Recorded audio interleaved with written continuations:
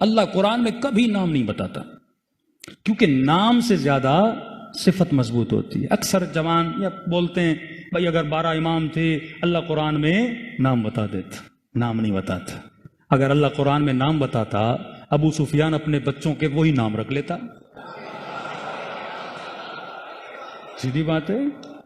پھر ہم اس پہ ثابت کرتے علی یہ والا نہیں ہے، علی وہ والا ہے، حسن یہ والا نہیں ہے، حسن وہ والا ہے۔ اب مفتی اسی میں بحث چھڑی رہتی، اللہ نے کہا نام نہیں بتاؤں گا، تو شانہ ہے تو میں بھی تیرا رب ہوں، ہاں؟ تو مکر کرتا ہے تو میں خیر الماکرین ہوں۔